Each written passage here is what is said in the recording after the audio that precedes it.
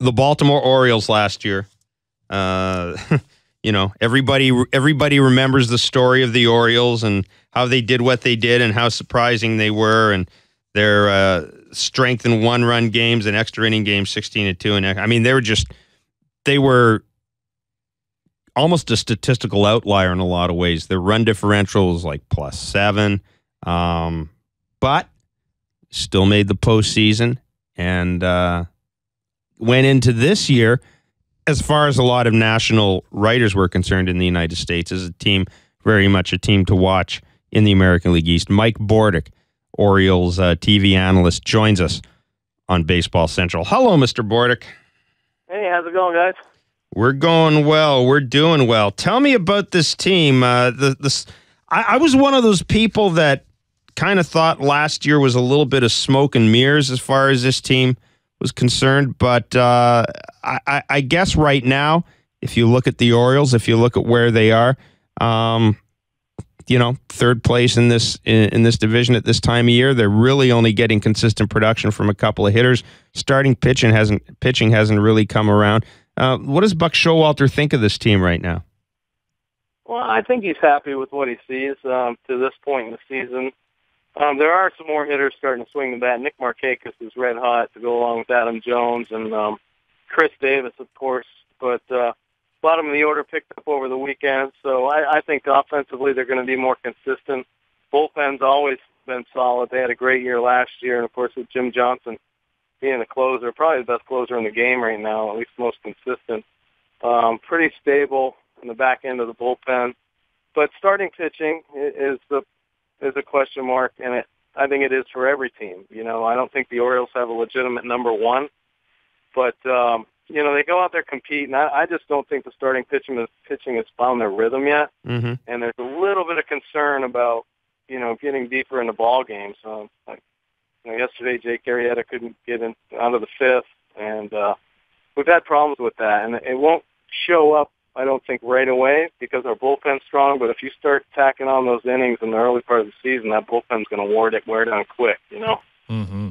I agree. But I think Buck is happy with the team. I think, obviously, last year was huge from a confidence standpoint, and when you can get, some veteran guys like Adam Jones, Matt Wieters, Markakis, J.J. Hardy as really the stabilizers of this team, the core, and have them have success and make it to the postseason and taste that, I just think they can only get better from that. I don't see how a team can falter. These guys are young enough to where they're just kind of riding that momentum, and they believe in themselves, and Buck's a great manager, and he, obviously promotes that, really having the core group of guys kind of police their own team and take charge, and they have. Mike, can I ask you about Chris Davis? Now, I played against Chris when he was in the minor leagues with Texas, and I played against him in Texas.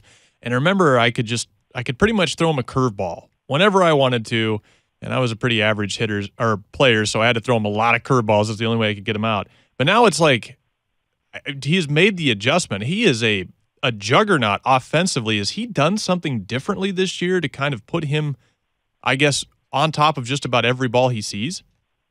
Well, I think as a hitter gets more at-bats, and more familiarity, obviously, with the league. Chris Davis is still a young guy, so he's still coming into his own offensively. I mean, he's always been a great power hitter, but I think he's starting to understand his strike zone a little bit better, and, knowing what he's capable of doing. He doesn't have to go up there and, try to muscle balls out of the yard. He's got power to all fields, and, his plate discipline's getting better.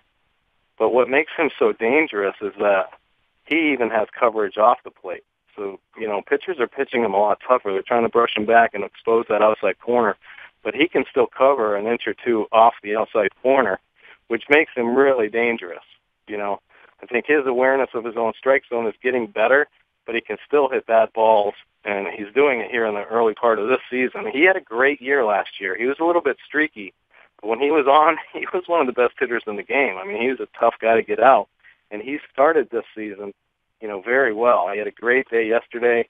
Obviously, the home runs and the RBI production, but I just think as players mature and get more at bats under their belt, they're just naturally going to get better and be able to make adjustments on the fly quicker. Do you think that Chris Davis has been less inclined to chase pitches, even though he does understand he has better plate coverage than maybe he did a few years ago? Is he being more selective? Yeah, I mean, I think he is being more selective right now. I don't think you want to take the aggressiveness away from a hitter like Chris Davis or an Adam Jones. I mean, Adam Jones is a perfect example of somebody that's starting to understand his strike zone better, and he's being more disciplined. And I think Chris Davis falls into that same category. And you know, the more at-bats you get, the more time you have in the league and an understanding of what pitchers are trying to do to get you out, you know, you're going to be able to, you become more of like a Zen master in hitting, you know. I mean, you see the greatest hitters, and there are natural hitters. The reason they're so good is just they just have their own, they have a great discipline of their own strike zone and an understanding of that. And I think Chris Davis, you know, the sky's the limit, really, because he's so strong, and he is able to use the whole field when he's going good. It's just a matter of staying consistent throughout the whole year, you know. But he, you know, just a tremendous upside, and he's really a force right now in the Orioles, heart of the Orioles lineup.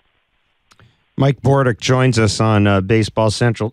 Tonight's Orioles starter, Chris Tillman, I guess in some ways, Mike, it kind of sums up some of the issues the Orioles have had, or kind of personifies it. 11 earned runs, 19 hits, 14 innings in 3 starts. And I know that Buck Showalter, I mean, I guess he's at the point a lot of managers are at, Mike, in that right now he wants to get some innings from these guys, doesn't he? He wants to get some competitive innings from these guys. Well, definitely. I think every manager would love for their starting 5 to go, you know, deeper in the ball games, maybe mix in a complete game here and there. And you know, the Orioles' trademark over the past, I don't know, I guess 6-7 years is just trying to have patience with their young pitchers. You know, well, Chris Tillman was one of these young pitchers, and Jake Arrieta, Zach Britton, who's right now in AAA. But, you know, Buck has really changed the culture. If you're not consistently performing, he and Dan Duquette created a lot of depth now within the system. So, you know, we have quality arms in AAA. George Jurgens, we just got Garcia, you know, Zach Britton's down there. So there are guys that if they're throwing well, will get opportunities. I mean, they didn't hesitate last year. Last year they sent 3 of our starting pitchers out in the middle of the season. Well, I guess a quarter of the way through the season. Jake Arrieta, Brian Maddox, and Tommy Hunter. No, they moved Tommy Hunter to Penn, but Zach Britton. They sent all those guys out, you know, and replaced them with Miguel Gonzalez and some other arms until they could make the adjustments, and then they got called back the second half of the season. But, you know, they're not going to wait. This is an opportunity. The Orioles have put themselves in a great opportunity to be consistent winners, you know. They had a great, successful season last year. So the message is sent. If you don't perform, you know, we're not going to wait. You have to, if you can't make your adjustments, you know, you're going to have to go down to the minor leagues and figure some things out, you know, because you're just digging a hole for yourselves and the team. One thing they don't want to do is burn this bullpen out. There's just too many good arms down there, and really, that was their saving grace last year, the bullpen.